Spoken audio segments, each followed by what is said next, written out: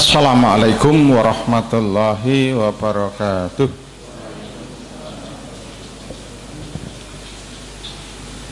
Innal hamdalillah nahmaduhu wa nasta'inuhu wa nastaghfiruh wa na'udzu billahi min syururi anfusina wa min sayyiati a'malina.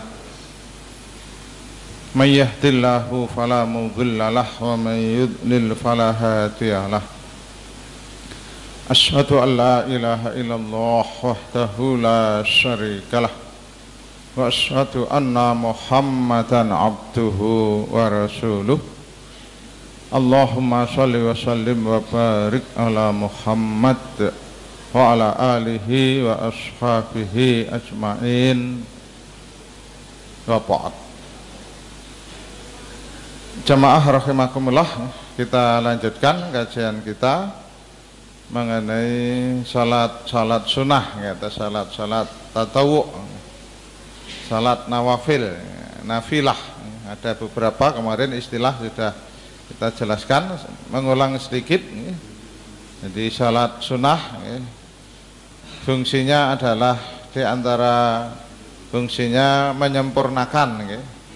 Kalau salat wajib kita ada yang mungkin kurang, tidak sempurna, nah maka Allah nanti akan menyeru para malaikatnya untuk melihat apakah hambanya yang salat wajibnya tidak sempurna punya salat sunnah. Kalau punya salat sunnah, nah maka yang wajib yang tidak sempurna disempurnakan dengan yang sunnah. Nah kemudian di antara fadilahnya, ketika kita senantiasa menjaga salat sunnah kita yang wajib jelas harus dijaga. Nah, ketika kita menyempurnakannya dengan menjaga salat sunnah, maka Allah akan menjadi pelindung kita. Allah akan menjaga orang-orang yang senantiasa menjaga salat sunnahnya. Allah dia akan mendapatkan mahabbatullah, atau cintanya dari Allah.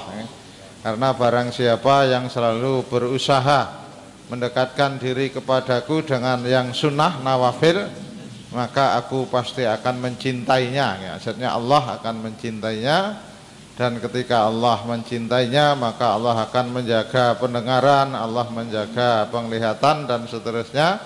Jika ia meminta kepadaku, nah maka pasti aku akan memberinya.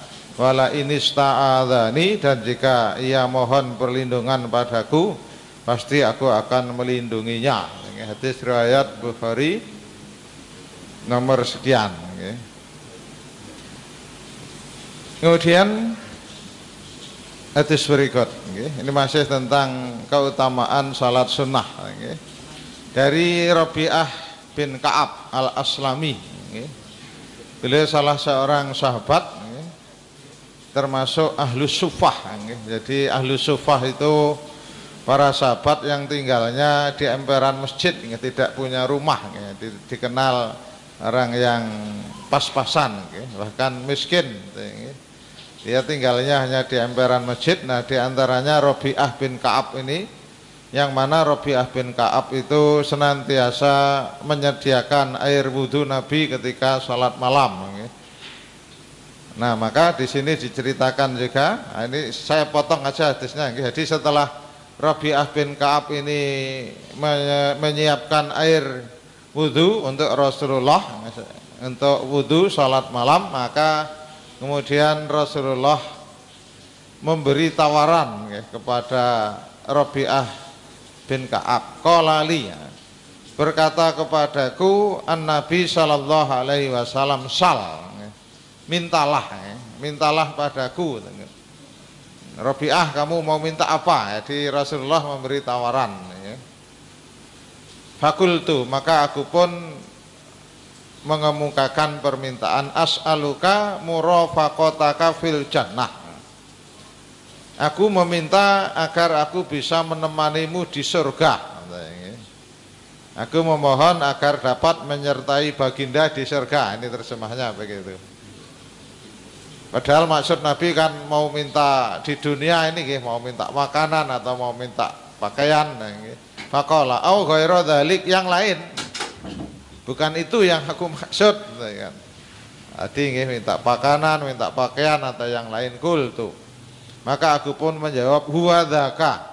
Itu saja wahai Rasulullah, aku tidak minta yang lain.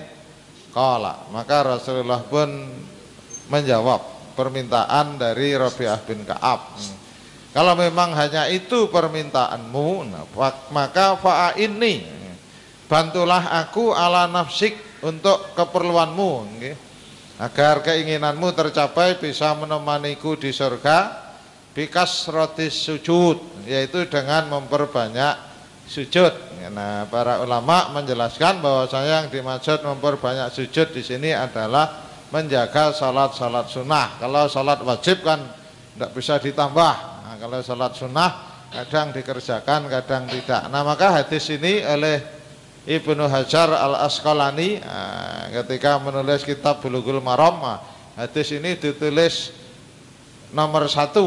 Hadis pertama ketika bab salat-salat tatawu atau salat-salat sunnah tadi, dalam kitabnya Bulughul Maram yang sudah sangat populer, sudah banyak terjemahnya. Nah, jamaah rahimakumullah, maka Rasulullah kalau ada sahabat yang meminta keinginan tentang di akhirat nanti, termasuk ini biar bisa menemaniku di surga, atau dalam riwayat yang lain biar termasuk golongan yang yang tidak dihisab ketika masuk surga. Nah, Rasulullah tidak langsung mengiyakan, tetapi biasanya mesti memberikan satu amalan. Nah, termasuk di sini Rasulullah juga tidak bisa menjamin kan, karena itu haknya Allah. Nah, maka Rasulullah hanya memberi resep, yaitu dengan memperbanyak salat sunnah, menjaga salat sunnah, salat sunnah kita jaga.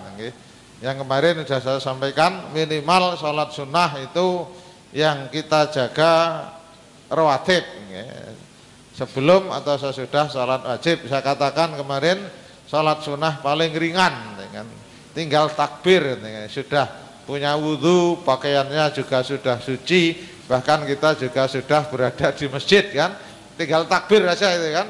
Tapi yang sebagian kalangan juga masih belum menyadari, karena mungkin belum mengetahui hadis-hadis ini tadi itu kan. Nah, itu nanti monggo kita jaga minimal minimal salat rawatib. Lebih banyak lagi ya nanti masih ada macam-macam salat sunnah, nanti di sini ada duha, ada salat malam, macam-macam lah. Nanti di sini sudah saya sebutkan semua. Kemudian berikut tempat salat sunnah dan cara pelaksanaannya. Bersuci jelas, ini hanya syaratnya saja. Harus suci jelas, bersuci dulu. Nah, salat sunnah itu boleh dikerjakan dengan duduk, ketika mungkin lagi malas, lagi kurang serak. Nah, itu boleh dengan duduk, tapi pahalanya separuh. Pahalanya separuh. Hadisnya memang begitu, berdasarkan hadis riwayat dari Aisyah. Karena yusolli lailan tawilan. Nabi pernah salat malam panjang kok iman dengan berdiri. Tapi suatu saat juga pernah dengan duduk. Wa idza qara'a, ketika Nabi membaca yang ayatnya panjang, Nabi duduk. Tapi ketika mau rukuk, Nabi berdiri, kemudian rukuk. Wa sajada, kemudian setelah itu sujud, dan seterusnya. Jadi kalau membaca surat yang panjang, mungkin tidak kuat, duduk. Ketika sudah mau selesai, mau rukuk, maka Nabi berdiri, kemudian rukuk, dan seterusnya. Itu kalau yang dibaca suratnya panjang. Tapi kalau yang dibaca cuma kulhu ya tidak usah naik turun, malah kesuwen. Kalau yang dibaca kulhu ya berdirilah, kalau duduk malah terlalu lama nanti berdiri duduk. Nah, yang pahalanya separuh di sini. Ini masih sama, prinsipnya sama. Nah, di sini hadis riwayat banyak, Imam Bukhari, ada Imam Tirmidzi, ada Imam Nasai. Saya sebutkan semua di situ nomor hadisnya juga, yang bersumber dari Imran bin Husain. Sa'altu aku bertanya kepada Rasulullah sallallahu alaihi wasallam an sholatir rajuli qaidan, mengenai salatnya seseorang dengan duduk. Faqala in shalla qaiman fahuwa afdal. Barang siapa yang salat dengan berdiri lebih utama. Waman shalla qaidan, dan barang siapa salat dengan duduk, falahu nisfu ajril qaim. Nah ini, maka baginya separuh pahala dari orang yang salatnya berdiri.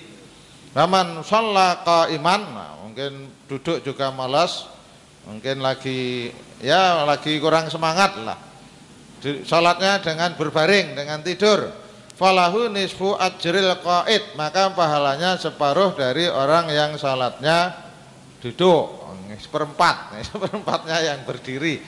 Ini hadis lagi, ini hadis Nabi, sahih hadisnya. Banyak yang meriwayatkan, ada Imam Bukhari, ada Imam Tirmidzi, hampir semua perawi hadis meriwayatkan. Boleh, saya kadang juga begitu, ketika setelah sholat wajib, kadang ya kondisi kurang nyaman, lagi kurang enak, mungkin kadang juga linu-linunya muncul, maka duduk. Boleh menjaga. Nah, jadi tapi tadi pahalanya separuh kalau duduk. Kalau masih kuat berdiri afdal, lebih utama.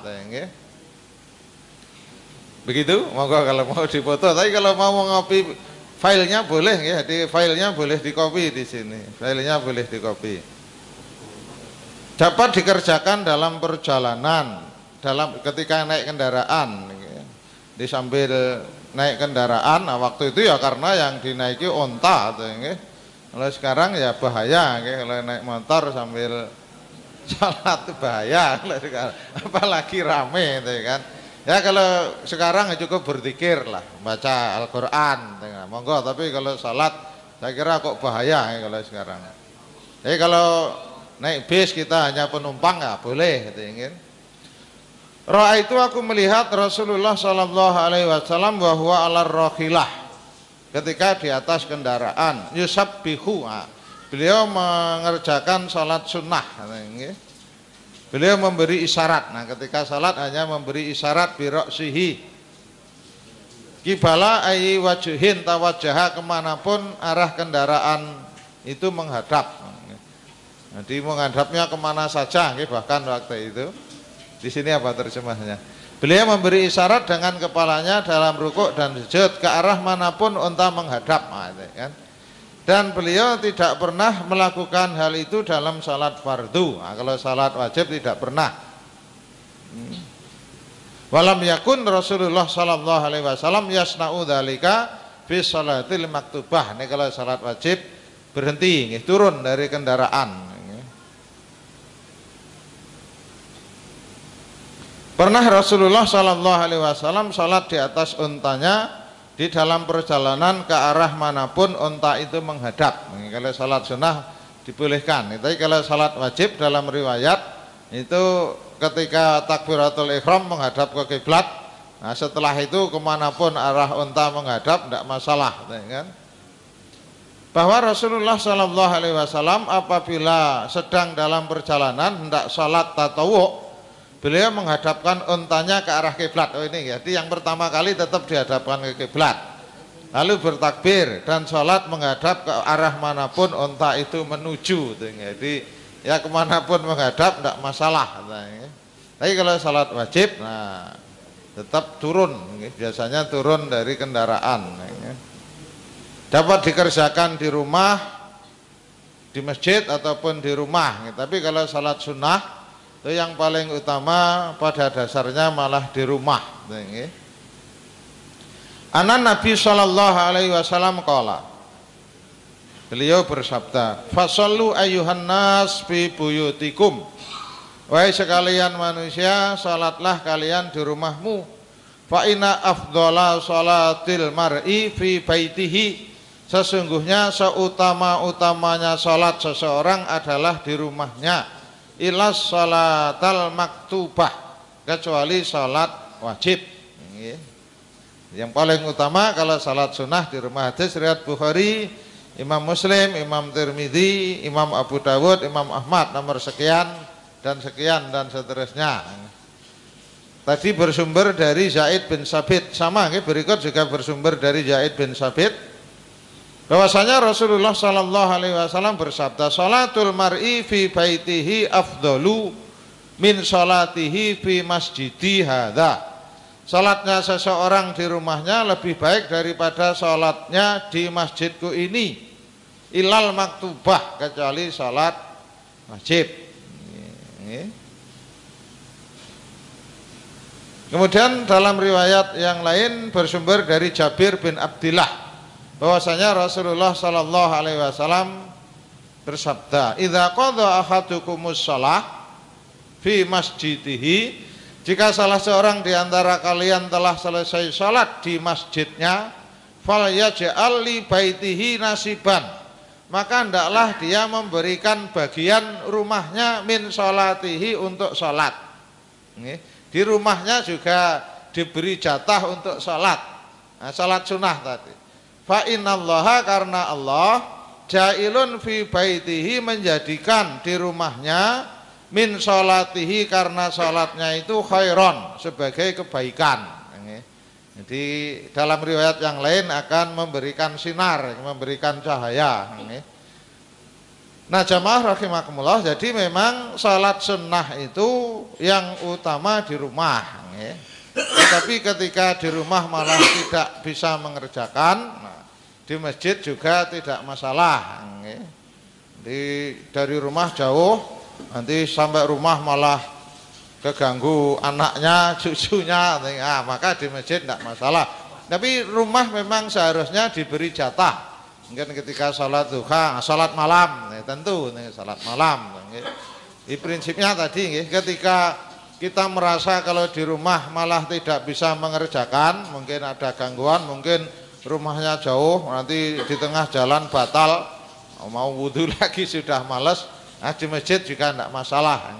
Cuma ini masalah keutamaan. Jadi salat sunnah itu di rumah yang lebih utama, di samping menjaga keikhlasan, tidak menunjukkan salatnya. Kalau wajib memang namanya wajib, yang utama di masjid. Nah salat sunnah yang dikerjakan di masjid ya tahiyat masjid. Nah kalau itu tidak boleh di rumah. Namanya juga tahiyat masjid. Itu ketika masuk masjid sebelum duduk. Nah kalau itu tidak boleh di rumah, kalau itu memang harus di masjid. Jadi salat sunnah, nah itu yang paling utama di rumah. Tapi ketika di rumah tidak bisa mengerjakan, maka dikerjakan di masjid juga tidak masalah. Nah di dalam sebuah kaidah disebutkan, ma la yudrak kulluhu la yudrak kulluhu. Di sesuatu yang tidak bisa dikerjakan secara sempurna, maka jangan ditinggalkan sama sekali kan. Yang utama memang di rumah. Tapi kalau di rumah malah tidak bisa mengerjakan, ya sudah di masjid, jangan malah tidak dikerjakan. Nah itu. Jadi kalau di rumah tidak bisa mengerjakan, khawatir tidak bisa mengerjakan, nah di masjid juga tidak masalah. Jadi kaidah tadi, jadi apa yang tidak bisa diraih secara sempurna maka jangan ditinggalkan sama sekali. Salat malam itu sempurnanya 11 rakaat atau 13 rakaat. Tapi kalau tidak bisa 13 rakaat, 1 rakaat juga boleh, cukup witirnya. 3 rakaat juga boleh. Nah itu prinsipnya ketika masih ada waktu, bangun malam kok tinggal 10 menit untuk wudhu, sholat, oh masih dapat 1 rakaat, ya sudah 1 rakaat. Nah kaidahnya tadi, apa yang tidak bisa diraih secara sempurna maka jangan ditinggalkan sama sekali. Nah kemudian dianjurkan untuk memisah antara salat sunnah dengan salat wajib. Ini sebetulnya hadisnya sangat jelas, tapi kadang sebagian kita belum mengetahui karena ada yang bertanya, ya mungkin sudah mengerjakan tetapi tidak tahu dasarnya. Dasarnya sangat jelas. Dari Sa'id bin Yazid, bahwasanya Muawiyah berkata kepadanya, jika kamu salat Jum'ah, idza shallaital Jumu'ah fala tafsilha bi salatin, maka jangan kamu menyambung dengan salat sunnah. Ini memang ketika itu pas salat Jumat, tapi salat wajib sama. Nanti ada yang secara umum salat wajib. Hatta tukallama au tahruja, sehingga kamu berbicara atau kamu pindah dari tempat sholatmu. Dia sudah berzikir lama, nah itu berarti sudah tukallam, sudah berbicara. Atau tahruja, pindah dari tempat, maju atau mundur. Fa'inna, karena Rasulullah Sallallahu Alaihi Wasallam amarona bidzalika, karena Rasulullah memerintahkan demikian. Allah nusila, agar kita tidak menyambung sholatan bisolatin, sholat wajib dengan sholat sunnah, hatta natakallama, sehingga kita berbicara, mengucapkan kata-kata, au nahruja, atau kita pindah dari tempat, geser ke kanan atau ke kiri atau mundur atau bahkan maju. Nah itu, jadi itu memang sunnah. Jadi kalau sudah berbicara, sudah zikir agak lama, nah tidak pindah tidak apa-apa. Tapi kalau setelah sholat wajib segera ada perlu, pengen langsung segera sholat sunnah, nah maka tadi anjurannya untuk berpindah. Kemudian dari Abu Hurairah, tadi riwayat Imam Muslim, Rahul Muslim. Sekarang riwayat Abu Hurairah, riwayat Abu Dawud, Ibnu Majah dan Imam Ahmad dari Abu Hurairah. Dari Nabi Shallallahu Alaihi Wasallam, qala, beliau bersabda, ayat jizu ahadukum idza shalla, apa yang memberatkan bagi kalian jika ia telah sholat, ayataqaddam, ia maju, au yata'akhir, atau mundur, au an yaminihi, atau geser ke kanan, au shimalihi, atau geser ke kiri, yakni as-subhah, yaitu untuk melaksanakan sholat sunnah. Nah, ini hadis yang lebih jelas, digeser kanan kiri, maju mundur, atau kalau sudah berzikir, nah maka tidak bergeser, tidak masalah. Kita sudah takalam tadi, sudah berbicara. Nah, kenapa harus pindah? Nah, di dalam, tapi ini tidak khusus tentang salat. Jadi ketika Rasulullah menafsirkan yauma idzin tuhaditsu akhbaroha, surat Al-Zilzalah itu, nah kemudian Rasulullah menjelaskan, dari Abu Hurairah, kita baca aja terjemahnya. Ketika Rasulullah Sallallahu Alaihi Wasallam membaca ayat, pada hari itu bumi menceritakan beritanya, yauma idzin tuhaditsu akhbaroha, maka beliau bersabda, apakah kalian tahu apa yang dimaksud dengan kabar bumi? Bumi mengabarkan beritanya. Para sahabat pun menjawab, Allah dan Rasulnya yang lebih tahu. Nah ini para sahabat. Tapi kalau ditanya Rasulullah masalah seperti ini, jawabannya mesti begitu, Allah dan Rasulnya yang lebih tahu. Itu kan masalah gaib. Sesungguhnya yang diberitakan oleh bumi adalah bumi jadi saksi terhadap semua perbuatan manusia, baik laki-laki maupun perempuan yang telah mereka perbuat di muka bumi. Bumi itu akan berkata, manusia telah berbuat begini dan begitu pada hari ini dan pada hari itu. Oh tadi sudah sholat di sini, oh tadi sudah sholat di situ. Inilah yang diberitakan oleh bumi. Nah, itu, oh tadi sudah sholat di sini, sholat di situ, sholat di sana. Nah, itu mengabarkan. Jadi saksinya semakin banyak kalau kita pindah-pindah tempat. Hadis riwayat Imam Tirmidzi, Imam Ahmad, Imam Tirmidzi nomor sekian dan sekian. Juga Imam Tabrani, memang sebagian ada yang mengatakan lemah, tapi sebagian juga ada yang mengatakan hasan ya di sini. Tapi dalam penelitian dari Syekh Albani, nah, itu dikatakan hasan, yang saya merahkan itu. Nah itu jadi di antara keutamaan, kemudian di antara tata cara salat sunnah, kemudian juga keutamaan. Nah, kemudian kita masuk di antara salat sunnah, macam-macam salat sunnah. Salat setelah bersuci, setelah berwudu. Di salat setelah bersuci, berwudu dikerjakan setelah wudu sebelum mengerjakan salat yang lain. Berdasarkan yang pertama hadis dari Uqbah bin Juhaimi, bahwasanya Rasulullah Shallallahu Alaihi Wasallam kala bersabda, "Ma min ahadin yatawaddo."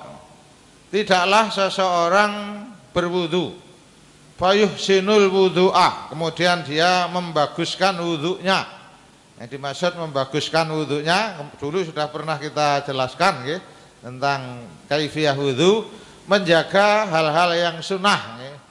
Kadang sebagian kalangan yang sunnah-sunnah disepelekan ya, dari mulai berkumur, istinsar, mungkin siwak, menyela-nyela jari, nah itu dijaga ya.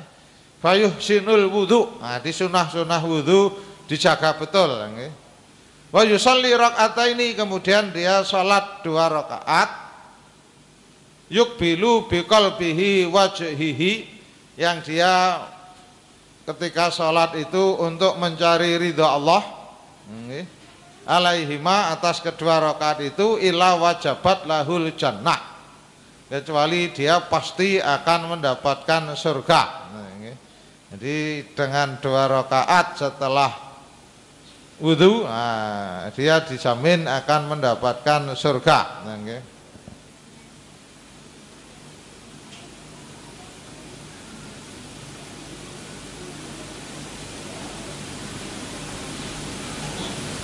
Kemudian hadis riwayat mutafaqun alaih, lafal Bukhari, bersumber dari Humron Maula Utsman, budaknya Utsman. Ia menceritakan, kita baca aja terjemahnya biar agak cepat nih. Saya agak gedekan nih, agak gedekan.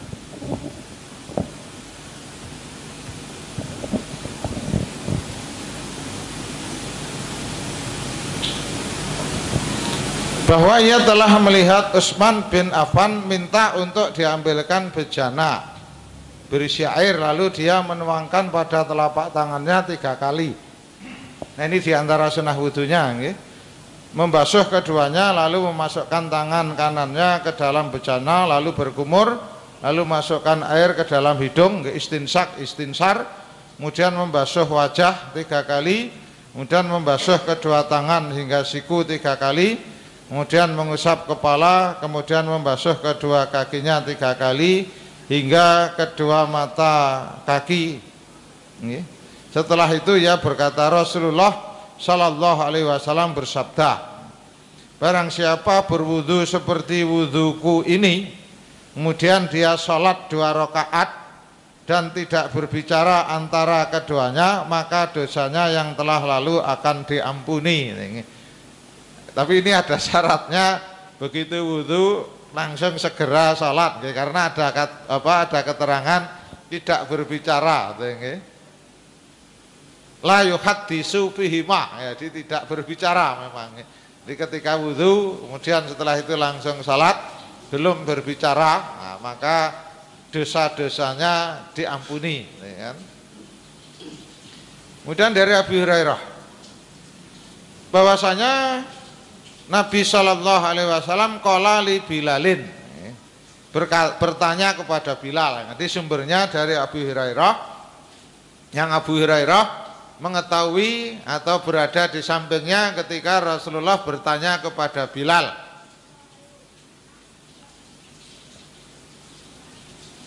Ketika sholat subuh, sholat fajar, wahai Bilal, ceritakan kepadaku amal yang utama yang sudah kamu kerjakan dalam Islam. Sebab aku mendengar di hadapanku suara sandalmu dalam surga. Suara teklek. Bahasanya kalau saya lebih cenderung teklek, kalau sandal tidak ada suaranya. Yang pas itu teklek ini apa? Bakia. Sekarang tapi sudah tidak populer ya, kalau dulu bakia. Ini sekarang sudah, dia masih ada tapi jarang. Wahai Bilal, apa rahasia amalanmu? Aku kok sudah mendengar suara terompahmu di surga. Bilal berkata, tidak ada amal yang utama yang aku sudah amalkan kecuali bahwa jika aku bersuci, berwudu pada suatu kesempatan malam ataupun siang, melainkan aku selalu sholat dengan wudu tersebut di samping sholat wajib. Nah, kan? Jadi setelah wudu, nah Bilal selalu berusaha untuk mengerjakan sholat setelah wudu, baru setelah itu sholat sunnah yang lain. Hadis riwayat Imam Bukhari nomor sekian, Imam Muslim nomor sekian. Tapi ini tadi saya jelaskan, nah ini yang lafalnya Bukhari, lafalnya Imam Bukhari. Nah, jamaah rahimakumullah, yang sering menjadi pertanyaan, nah ini, itu ketika waktunya mepet, mana sholat yang diutamakan? Saya sering sekali ditanya. Baru wudhu, masuk masjid, iqamah tinggal 5 menit. Apakah sholat ba'diyah wudhu, atau sholat tahiyat masjid, atau sholat qobliyah subuh umpamanya, kan kadang itu ada 3 waktu sholat kan, ya betul kan? Jadi setelah wudhu masuk masjid, kan ada 3 pilihan sholat itu, ada qobliyah, ada tahiyat masjid, ada ba'dal wudhu. Nah, itu kan. Maka di sini jawabannya. Ini karena banyak pertanyaan. Okay?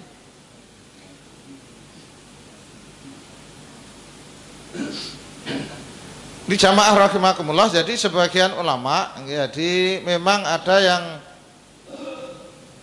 membolehkan menggabung amalan yang sifatnya sunnah. Ini diantaranya Imam Ibnu Qayyim.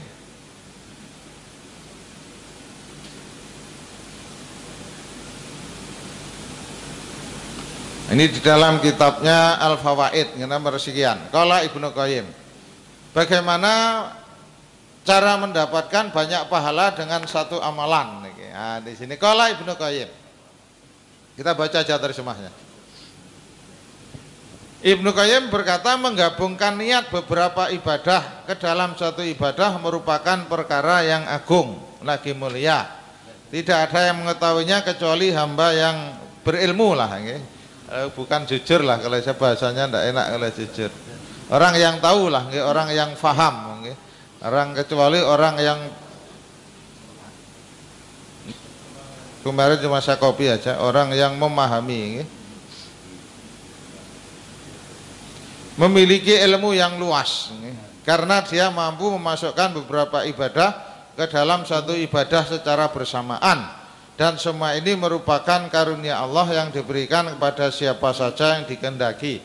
Dalam kitab Fawaid, fafin nafilah al-wahidah, dalam satu salat sunnah, satati'u jam'a arba'a niyatin, arba'in, kalian bisa menggabung 4 niat. Tahiyat masjid, kalau sebelum zuhur mungkin sunnah qobliyah zuhur, sunnah baina adzana ini antara adzan iqamah, sunnatil wudu, sunnah wudu, ada 4 gitu. Ini pendapat Ibnu Qayyim. Memang tidak ada hadis yang menjelaskan secara khusus, tetapi ada qarinah.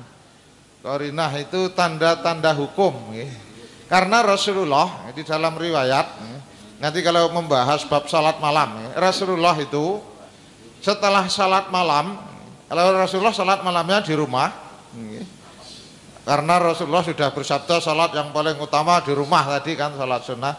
Rasulullah salatnya di rumah, di kamar beliau sendiri. Nah, Aisyah menceritakan ketika adzan subuh, maka Rasulullah keluar, kemudian sholat 2 rakaat, kemudian setelah itu iqomah. Nah, itu kan. Sholatnya 2 rakaat. Jadi tidak ada keterangan 4 rakaat. Itu memang dalam riwayat itu cuma disebutkan 2 rakaat. Apakah berarti Nabi tidak sholat tahiyat masjid? Atau sholat tahiyat masjidnya di mana? Nah itu, jadi itu qarinah, namanya qarinah. Ada indikasi kalau Rasulullah mungkin juga menggabung, karena memang tidak ada keterangan secara langsung. sama sekali tidak ada keterangan. Cuma ini tadi pendapat dari Ibnu Qayyim, mau memakai pendapatnya silahkan, tidak juga tidak masalah. Kalau tidak ya berarti harus memilih satu niat. Tapi kalau saya seperti itu karena ini salat sunnah digabung, karena ini amalannya juga sunnah kan.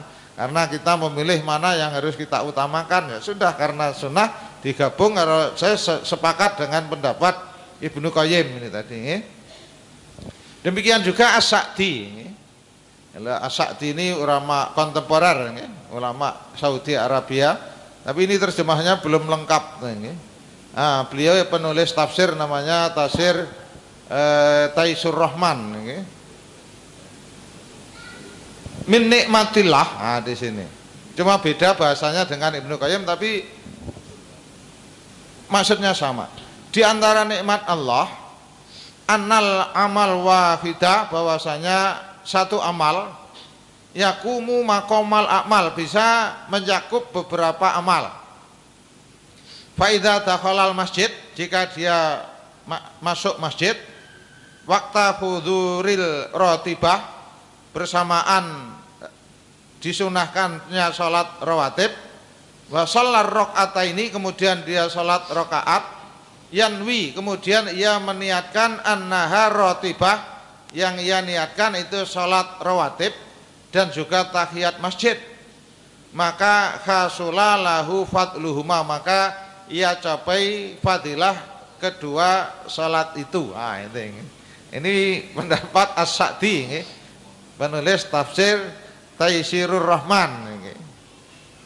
Ini ulama Saudi. Kalau ini masih hidup, saya ingat saya belum pernah mendengar beritanya kalau beliau wafat, karena biasanya ulama-ulama sana kalau wafat beritanya juga populer.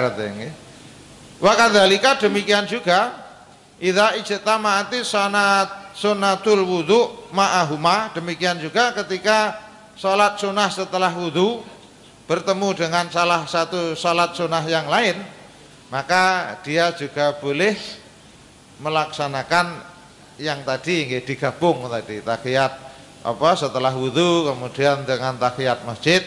Karena waktunya masih ada, kemudian sholat setelah itu sholat rawatib, boleh. Ini sekali lagi ini bukan hadis, tetapi pendapat dari para ulama. Al qawaid wal usulu al jami'ah. Ini di dalam kitab kaidah-kaidah yang menyeluruh, ya, dia ada satu kitabnya beliau tersendiri, ternyata bukan di dalam tafsirnya tetapi dalam buku qawaidnya. Nah begitu, jadi ya monggo saja, mau ngamalkan ini boleh, kalau tidak yakin ya berarti dipilih menurut kita sholat yang paling utama, ketika memang itu hanya waktunya tinggal sebentar. Padahal di sana ada beberapa macam sholat.